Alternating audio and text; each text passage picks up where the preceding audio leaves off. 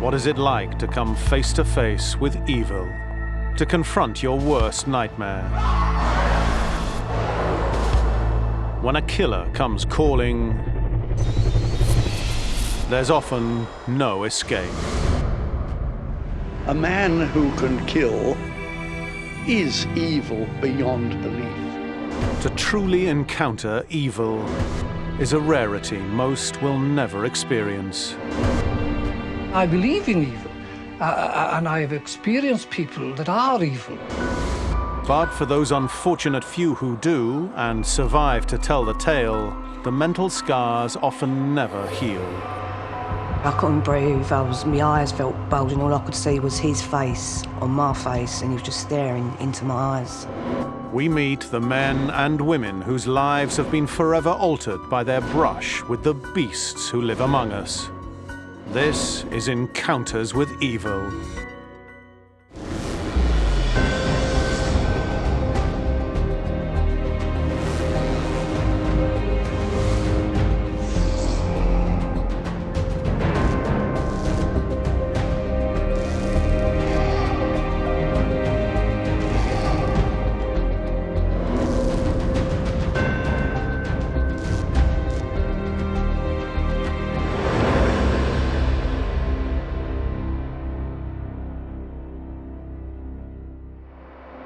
In tonight's program, the psychopaths who walk among us, unknown and unknowable. Men and women incapable of empathy who prey on the innocent and the abandoned. A psychopath is somebody who is wired differently in their brain to other people. Psychopath is somebody who has very little guilt, who actually mimics emotions. Not all psychopaths are violent, not all psychopaths are murderous, but there are a very small minority who have a predilection for serious offences. Coming up, Scottish serial murderer and rapist Peter Tobin, who hid behind numerous false identities to conduct a 15-year reign of terror. For an hour and a half of my life, he left me on his own, so I literally grabbed my son and went to the coach station. One of Britain's most notorious sociopaths, Moore's murderer Ian Brady. Incarcerated for over 50 years for his terrible crimes against children. She said, let me go home to Mummy. I'll not tell them you've hurt me or harmed me, just let me go home to Mummy.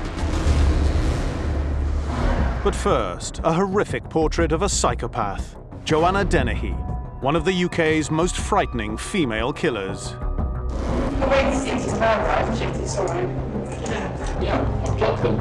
She clearly enjoyed killing and enjoyed doing it again and again. Being bad gave her a reason to exist, and being mad gave her an explosive power that she could hold over other people.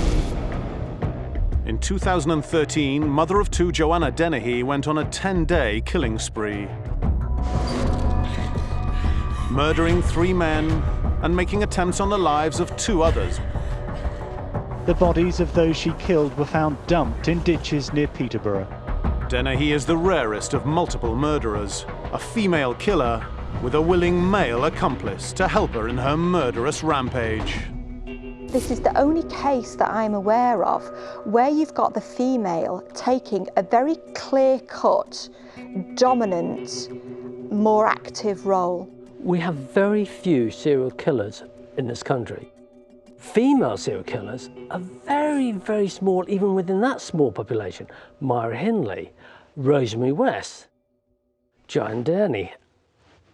And then you stop, because you can't think of anybody else.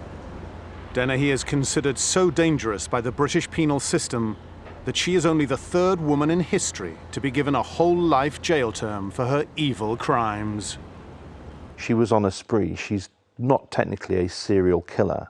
She committed her murders within a very short space of time, and there was no cooling off period between her victims. It's almost as if she was on show. Dennehy is somebody who takes what people think that they know about people who are dangerous and how they operate, and actually turns it all upside down. But what could have turned this young woman into a multiple murderer? Was she born with the capacity for evil, or was there something deeply wrong in her psyche? I do believe that psychopaths are born, and we've got good evidence of that. But being a psychopath doesn't make you a serial killer. I would argue that people aren't born serial killers. They become serial killers due to things that happen in their lives. Somewhere along the line, she's developed a very powerful fantasy that is sexually gratifying to her, but it's also emotionally fulfilling. And the fantasy involves seducing a man and then humiliating him and ultimately obliterating him, destroying him. There was certainly no indication from her earliest years that Dennehy would take such a dark path. Usually we find that somebody's trying to resolve something in their own mind. They're trying to recreate a scenario from childhood that has a different outcome and ending. Born in August 1982 in St Albans, Hertfordshire, by all accounts, she grew up in a loving family and a stable home. Her father was a security guard and her mother a shop manager. Both doted on her and her younger sister, and her childhood was perfectly normal and acceptable. The parents did everything they possibly could to bring both girls up in a normal way. Joanna was very sporty at school. She was a very clever, articulate young girl up until the age of about 13 or 14 when she started to go off the rails. Dennehy claimed she was abused as a child, but there is no evidence to support this. Something went wrong as a teenager. As a teenager, she got involved in drugs, she got involved in drink, and she developed a liking for older boys. What we're looking at with Dennehy is lots of ingredients coming together at the wrong time to result in the end product.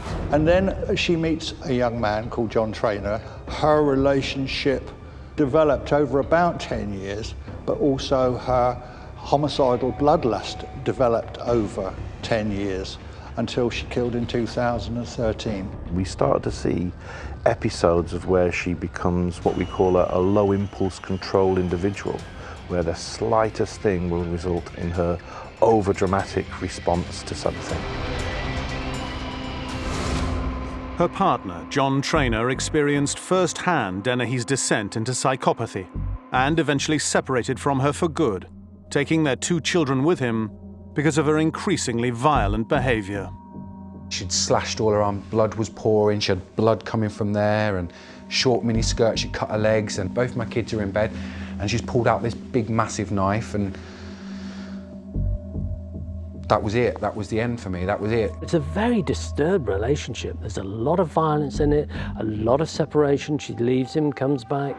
During their early years together, before the children were born, Dennehy developed a taste for extreme S&M, and she was happy to explore her erotic obsession with both men and women. Many she would bring home for violent sex. I would expect her to be into S&M, without any doubt. What she wanted, and this is what often psychopaths are looking for, is excitement. They have a very, very short attention span. They want to be moving on, they want to be changing, they don't want to be tied down. Dennehy was diagnosed with paraphilia sadomasochism. So what that means is she got sexual thrills through the infliction of pain, suffering and humiliation on other people. Trainer had to live with her twisted impulses on a daily basis. She could see that John Trainer was somebody that she could wipe her feet on like a doormat. If she wanted to bring a woman home for sex in front of John Trainer, she'd do it. If she wanted men in the house to have joint group sex with, she'd have it on the lawn with John Trainer looking out the kitchen window. For 5 years solid, really, I mean, where I was living, 5 years solid was torture. It was just every single day it was something else, and it was progressing from the drinking was making her cut herself. We moved to Luton, we got a shared room basically, and she put a grown man to tears just with a mouth verbally. She stopped it, and that's when you sort of knew. After abandoning her family for a year and a half, Dennehy returns, but this time wielding a knife. I think that was just the break, that was the end, that was it, because I had 2 kids in bed that night and she's come around and she was steaming drunk. And when that knife came out, all I could think was the kids were in the bedroom, and I know she's violent and she's aggressive.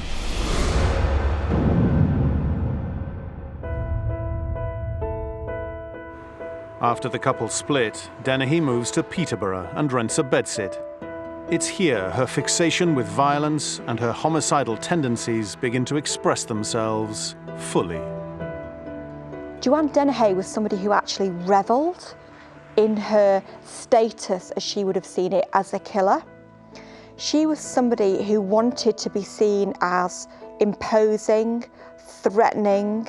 She was known to her neighbours as man-woman, not because of just a lack of femininity, but because of this male bravado that she had about her, this very deliberate aggression. Joanna Dennehy's homicidal tendencies fully emerged after she met a man, a very tall man called Gary Stretch. At 7 foot 3 inches, Gary Stretch dwarfs Dennehy, yet he falls under her psychopathic spell completely. And then the killing spree starts. Joanna Dennehy's first Peterborough murder was a Polish lad called Lukas. She met him in a big shopping mall in Peterborough. Joanna invited him to a property belonging to Kevin Lee, the landlord. She opened the door to him, and within seconds, she plunged a 5-inch lock knife into him. One stab went through the heart, and he died after a very, very short struggle in the front room. Days later, she stabs 56-year-old John Chapman to death while he sleeps in his flat upstairs. Her reason? He'd apparently seen her take a bath. 2 of Joanna Dennehy's victims were murdered inside this house on the outskirts of Peterborough. The first, Lukas Slabozewski, a man she had befriended, was lured here with a series of text messages. He, like the other victims, was stabbed in the heart. His body was placed in a wheelie bin, Dennehy casually showing it to a teenage girl. Ironically, for all of Joanna Dennehy's bravado and maleness, if you like, she needed Gary Stretch. She needed the help of a man. Because, of course, she wasn't physically able to lift and dispose of bodies without some help. With 2 murders notched on her belt, Dennehy was high on the killing and stoned on super-strong marijuana almost around the clock. The pleasure-seeking, that's what a lot of psychopaths like, is the pleasure and the killing. And she clearly enjoyed the killing. And she made a joke about Britney Spears' song, "Whoops, I've done it again." She's got the characteristics that we would associate with a psychopath. But Dennehy's murderous journey wasn't over. She'd started an affair with her landlord, Kevin Lee, when she'd rented her bedsit, and he was becoming alarmed by her disturbed behaviour. She was having an affair with Lee, and a couple of days before she killed him, he told his wife about the affair. So he's gone home, told his wife he's having an affair with her, and then 2 or 3 days later, she kills him. Dennehy was worried he may alert the police if he learned of the deaths on his property. For her, there was an obvious solution. She invites Kevin Lee to come round to the house where the Polish guy was murdered, and she says to him, "I want you to dress up in a black sequined dress and we'll have sex." He went round to the house where Joan was waiting for him. He slipped into something more comfortable, which is the black sequin dress. And after he'd put it on, she attacked him with a dagger. He was the only man to suffer any defensive wounds on his hands or his arms. He put up a desperate struggle for his life. She and her accomplice Gary Stretch dump Kevin Lee's corpse in a ditch, still wearing the black sequined gown. There they performed one final act of degradation. He was found there a good few days later, wearing the black sequin dress.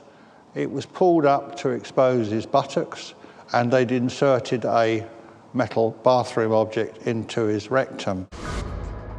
This is a woman who has a need to murder, but not just murder, humiliate men, and she doesn't go about it in the way that you would expect of a serial killer.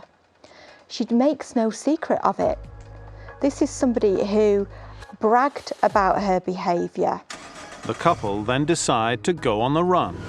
There are some suggestions that she very much saw herself and Stretch as being a latter-day Bonnie and Clyde, and she was very keen on the idea of amassing 9 murder victims before having some glorious showdown with law enforcement in which her and Stretch would be killed.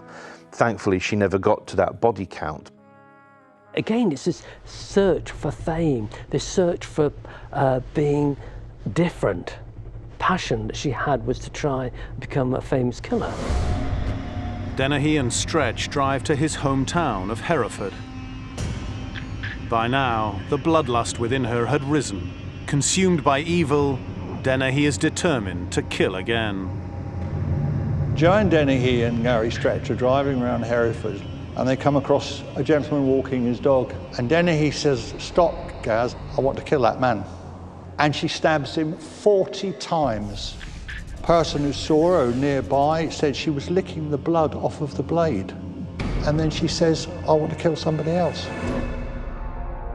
10 minutes later, she attacks 57-year-old Robin Bereza, a retired fireman out for a run.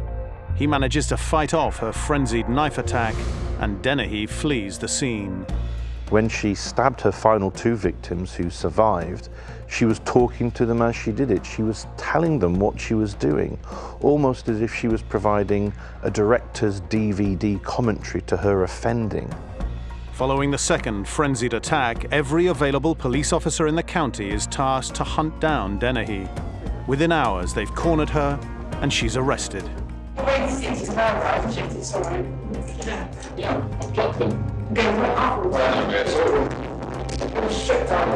Once you're arrested and you clearly know that the police have all the cards in their hands and the evidence is there, then most killers will concede the point. And certainly serial killers will concede the point, because there's no point in arguing when you know the evidence is against you. Stretch is caught soon after. Having left a legacy of death and shattered lives, Dennehy is sentenced to life in prison without the prospect of release. She is dangerous and will be for a long period of time. Evil, no. Dangerous, yes. Many serial killers and multiple murderers evolve in their offending, escalating from attacks and assault, often to sexual crimes, and ultimately to murder. This developmental pattern is one forensic psychologists and criminologists are familiar with. Some serial murderers and serial sexual offenders do evolve, and they graduate from petty crimes such as voyeurism or stealing items through to more serious personal assaults, and ultimately on to stalking behaviours and then murder. But are such people born this way, with a desire to act out evil impulses, psychopaths destined to become killers? Or do they have a choice in the matter? People in general are very reluctant to the idea of accepting that anyone could be born evil, could be born bad. But in the case of science, we know that people are born with certain proclivities, certain predispositions, which say that they are quite probably going to harm others and possibly kill them. So this is all grey matter. So this is just picking out those areas that are statistically particularly reduced in the psychopathic group. There's always going to be an interaction between their genetics and their childhood environment. And certainly in our own study, the psychopathic men reported a greater degree of childhood maltreatment than the non-psychopathic antisocial men. Usually, psychopaths will have that biological predisposition, but then they've experienced suffering, and somewhere along the line they've felt isolated and disconnected from their fellow human beings, and then they want to be in the position of making other people suffer. In recent years, with the development of MRI scanning, scientists have identified some key areas in our brains that seem to indicate there is a biological basis for such aberrant behaviour. I do believe that psychopaths are born, and we've got good evidence of that, that in actual fact we can measure somebody's testosterone levels at birth, and that will tell us how empathic they're going to be later on in life. They all had the same underlying pattern, which is damage or loss of function to the orbital cortex, right above the eyes, and to the front of the temporal lobe, this whole limbic or emotional cortex. And all of those that I've looked at, they turn out to be psychopaths. And, you know, in this case, they were murderers too, some rapists, but psychopathic, really bad criminals.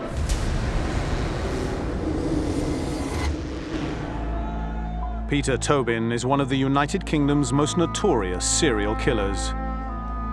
From 1991 to 2006, he roamed across Britain under various assumed identities on an evil journey of rape and murder, targeting young women to satisfy his carnal desires. Peter Tobin is someone who is very clearly psychopathic. From his earliest childhood right through his life, he was someone who was indifferent to the feelings of others. He would treat them as objects. They were just toys for him to play with. He was actually very careful and meticulous about the way he did it. He's a serial killer that has been convicted of killing 3 people, but we don't know how many other people he has killed. His face always haunts me. It's got a rather strange, thin, kind of creepy face. It's always sent a slight shiver down my spine. During a 15-year killing career, Tobin abused, raped and murdered 3 women. But these victims were only the ones that police could prove in court. There are a number of unsolved murders and unsolved serious sexual assaults that some people have tried to tie Tobin to, either because he was geographically present at the time of those crimes, or because those crimes specifically have the same MO as those crimes for which he's been convicted of. So far, Tobin has refused to admit any connection with other killings that UK police are interested in.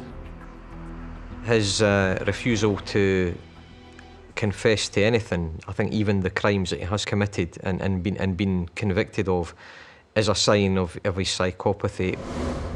The youngest girl of the 2. Tobin first really came into focus for police in 1993, when he was the prime suspect in a sexual assault and rape case of 2 14-year-old girls in the Portsmouth area. We are very anxious to trace the occupier of this flat in order to find out exactly what happened. We know the occupier to be a Peter Tobin. After the horrendous rape and near killing of the 2 14-year-old girls, Tobin went on the run and hid out in a religious institution called the Jesus Fellowship. He changed his name to Peter Wilson. The queues for the public gallery had begun before dawn. Tobin was caught after members of the Jesus Fellowship alerted police following a television appeal. On the 18th of May 1994 at Winchester Crown Court, Tobin enters a plea of guilty and receives a 14-year prison sentence. 10 years later, now 58, Tobin is released on licence and moves to Paisley in Scotland. Here he's required to keep in regular contact with his probation team, as he's on the sex offenders register. He lived, I think, quite quietly in the community. I mean, he made a number of friends and acquaintances. He found a home at the church. He assumed the name Pat McLaughlin. And I think he found a bed and board at the church because he presented himself as someone in need. After 2 years of being under the radar, Tobin comes to the attention of the police again. Angelica Klook was in Scotland to work on her English, but she didn't have a lot of money. But she was also doing odd jobs around the church, and apparently she was always particularly helpful to Tobin. And I think in her head they'd become friends. Perhaps in Tobin's head they were also friends, and something snapped in him, or perhaps he was always actually grooming her, winning her friendship and her trust, so that he could attack her and make her his next victim.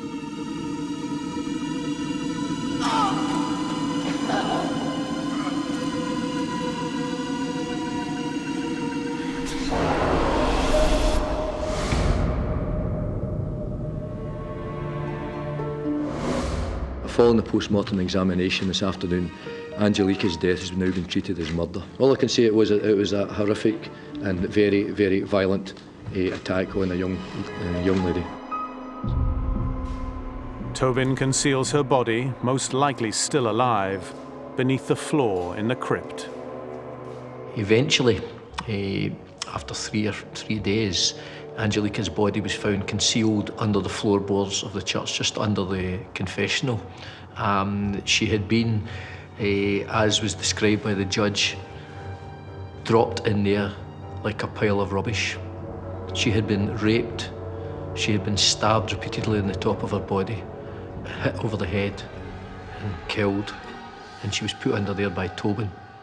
There's a clear indication from the injuries that Angelica suffered and the number of stab wounds that went way beyond the number required to kill her that he must go into a kind of murderous frenzy.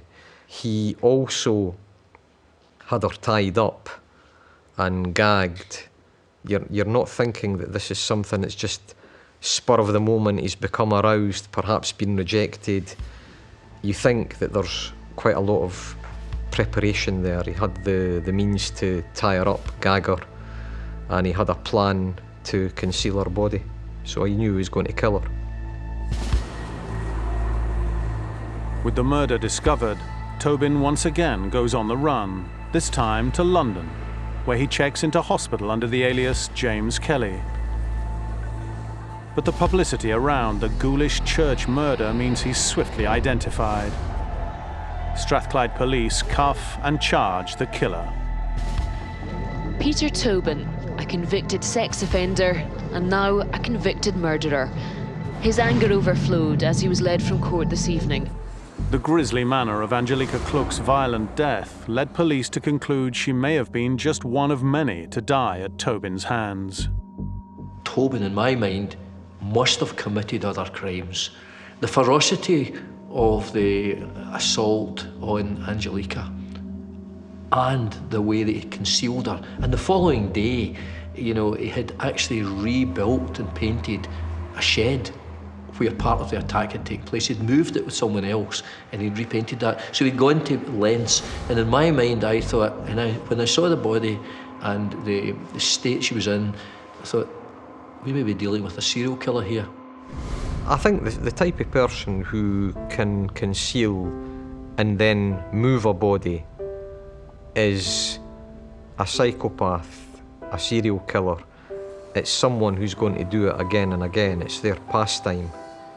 And it was quite clear, I think, to investigators, it was clear to me as a journalist when I read about it, that was not this guy's first murder. That was not the actions of a guy who's killed for the first time.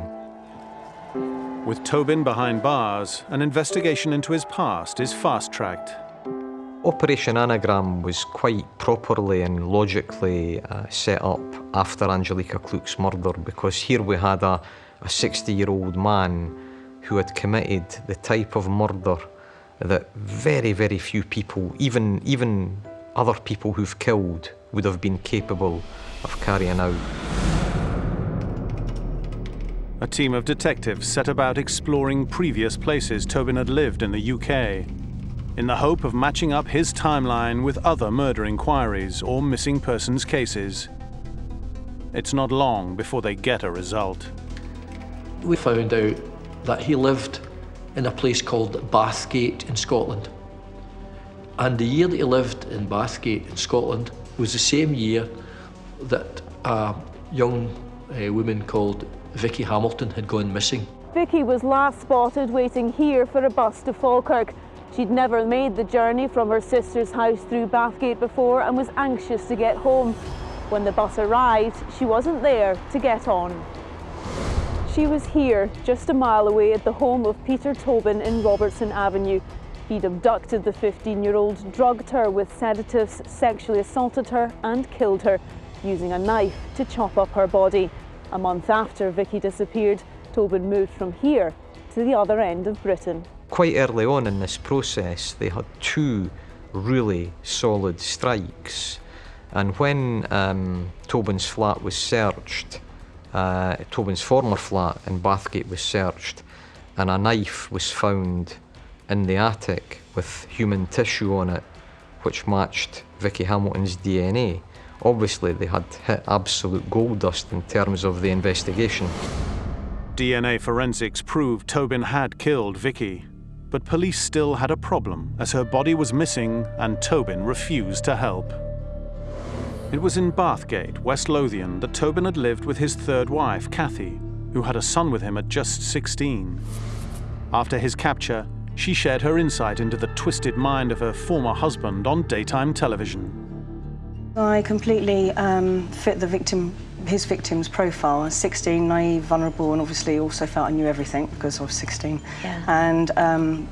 And that's similar to the other girls that have been in his life. I think having Daniel changed from me being a victim to perhaps becoming a possession with him. Kathy was a young woman with a son to look after. She didn't know that her husband was probably already a murderer. He was continuously increasing his levels of abuse towards me, and after we got married, we went to Scotland straight away, and at that point I was now 600, 700 miles away from friends and family and totally under his control. Vulnerable and alone, teenage Kathy is forced to endure his perverse sexual demands. Tobin then started bringing prostitutes back to their flat, and Kathy was forced to watch what went on. So that was part of the kick that he got. It was all about control.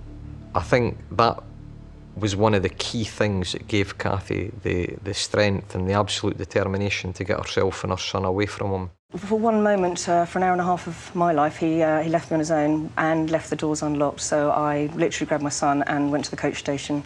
Waiting at the coach station to get on the coach to Portsmouth was the worst hour and a half of my life, because I thought if he comes back to the house and sees I'm not there, there's only going to be one place I could have afforded to escape to, and I was absolutely convinced he'd find us at the coach station. Kathy escaped the dreadful relationship, unaware of his murderous activities at the time.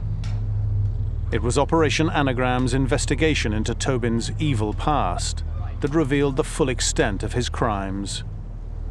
Police came to his old home in Margate because they'd had a cold case review of the disappearance of Dinah McNichol, and information led them to this address.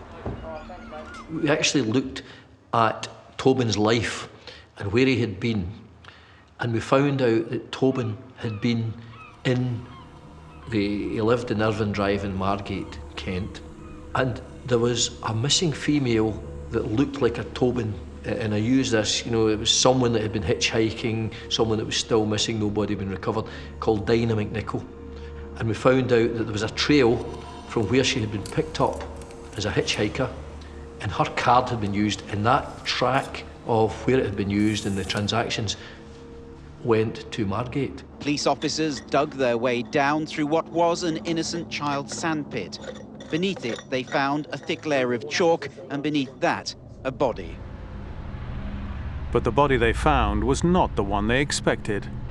Instead of Dinah McNichol, the remains they'd uncovered were those of Vicky Hamilton.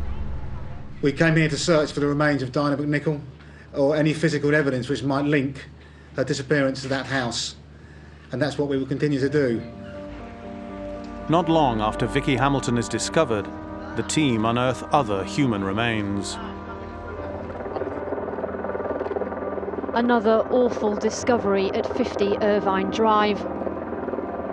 A body bag thought to contain the remains of Dinah McNichol, brought out from what was the most ordinary of houses. It is no longer. Following the grisly discovery of these two bodies, Tobin is once again sent for trial and is handed down 2 more life sentences for the murders of 15-year-old Vicky Hamilton and 18-year-old Dinah McNichol. After the bodies of Vicky and Dinah came up in Margate, I think that the police were quite confident that more would follow, that they would find more bodies. Operation Anagram narrowed down its investigation into 9 unsolved cases of murder and disappearance. Police were especially interested in tracing the owners of jewellery items found at Tobin's houses. Discovery of the jewellery suggests that Tobin had been killing relentlessly over 30 years. But we will never know that for certain unless Tobin himself tells us, and I think that's highly unlikely. There has not been enough evidence yet to press further charges, and the Operation Anagram case file is now closed.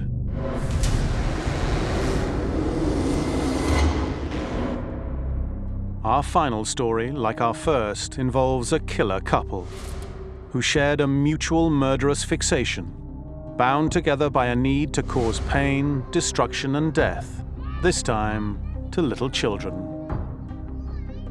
He's the extreme end of behaviour. He's a rarity even amongst killers. To this day, over half a century later, the case of the Moors murders still resonates with the British public, appalled at the horror and cruelty of Hindley and Brady, who killed and tortured 5 children aged between 10 and 17. The Attorney General warned them that they would have to examine harrowing exhibits and listen to a distressing recording as the case went on. And one such exhibit was shown this afternoon, the hatchet with which the prosecution alleged that the accused Brady violently assaulted Evans, beating him over the head in the presence of Myra Hindley. Brady was very clearly sadistic. He was into sadistic sex from the beginning. One man who has some insight into the mind of Brady is forensic psychologist Dr. Chris Cowie, who has spent many hours in his company assessing Brady's mental health. They had to build a special screens around the dock, glass and steel screens, because they were so worried that people would try and attack them. Packed benches, the dock semicircular with a shield of half-inch thick plate glass behind it between the dock and the public gallery. They had to use decoys when they were moving them to and from the courtroom. There's hordes of people outside chanting for their blood. They were saying it was the trial of the century. It was on every news programme and on the front cover of every newspaper. This trial is certain to make legal history, if only because the Attorney General himself is here leading for the prosecution. The Parliament at the time basically stopped hanging. So when he and Myra Hindley went to trial, it was already recognised that he wouldn't be hanged. At the time, I think most people in the country would have quite happily seen him being hanged. When Ian Brady and Myra Hindley came together as partners in crime, they formed what's known psychologically as folie à deux. The two were stronger together than they were separately. The thing about folie à deux is that you both share a common delusion. Usually it's family genetic connection, but the other variation on that is a husband and wife where they share the same delusion. When they come together, they almost like egg each other on into a situation which could become quite dangerous and homicidal. I don't think they were deluded about what they were doing.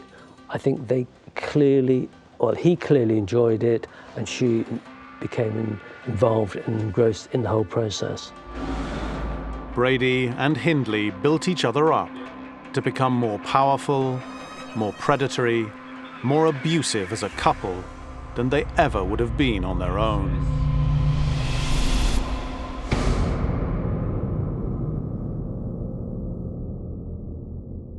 Saddleworth Moor, nobody could hear these children scream. The desolate moor near Manchester became their killing ground and a burial site for 4 of their 5 victims. Brady was in control of this situation.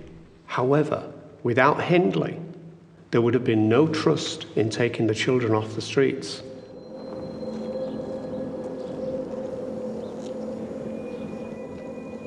"16-year-old Pauline Reed was their first victim.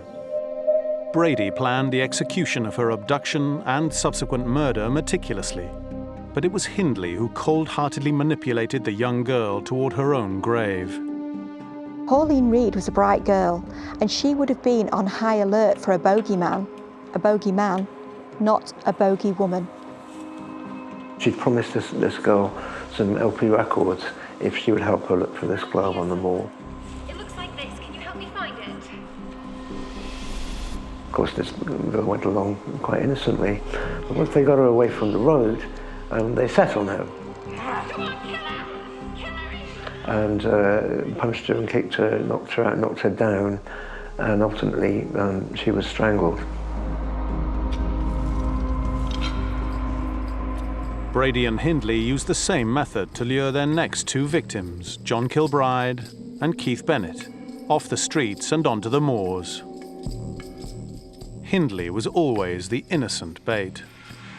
Well, the violence of the first killing, which he didn't find aesthetically pleasing, he said he wanted to go for a younger victim this time. It would be easier to subdue.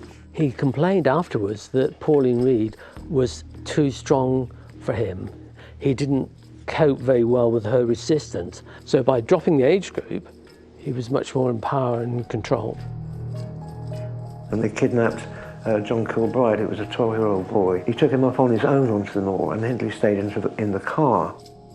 There he was strangled and buried and sexually molested. But it was their treatment of their fourth victim, Leslie Ann Downey, that reveals the extent of their cruelty and inhumanity.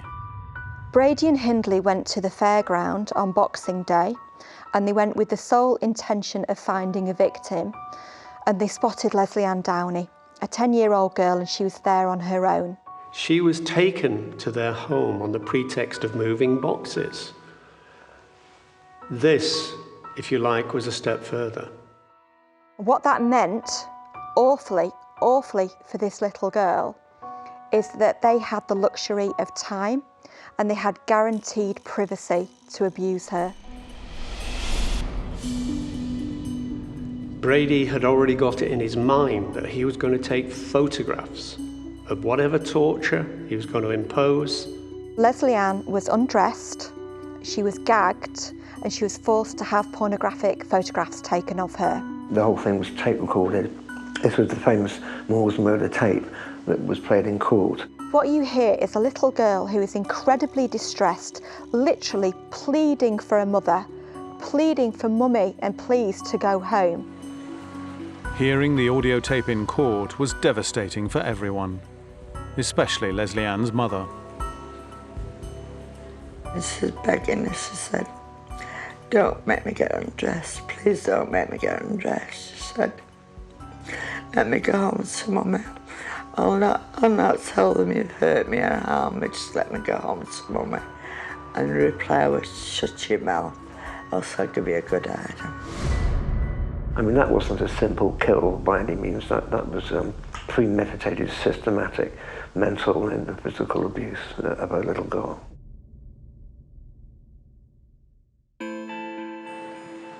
It was their wicked, sadistic behavior that caused such public revulsion, and the continued fascination with this evil couple to the present day. Their killing was the first time when a man and a woman had killed together and had killed a number of children that weren't related to them. There was nothing to do with family dynamics. They were killing because they wanted to kill children. Dr. Chris Cowie has attempted to diagnose the underlying reason for Brady's actions. He doesn't appear violent, he hasn't got a crazed look in his eyes, but that's what is so disconcerting about the man. That, I think, is one of the reasons that makes him so dangerous. He has the ability to manipulate and deceive to quite a remarkable degree. Brady also appears to present many of the classic symptoms of the psychopath. Is he psychopathic? I would suspect yes. He showed very little remorse for what he's done. Total lack of compassion for the damage that he's caused to so many people for so long. I mean, interestingly, having met him, the one thing that comes across is he's obsessed by Ian Brady. Brady is 74 now and has spent most of his entire life behind bars or in a mental institution. The Moors murders have defined him in the public eye. There are other killers who fade into the background and everything else. He doesn't fade into the background. But I never saw any remorse. The only time I ever saw any remorse was when he was remorse for him, for himself.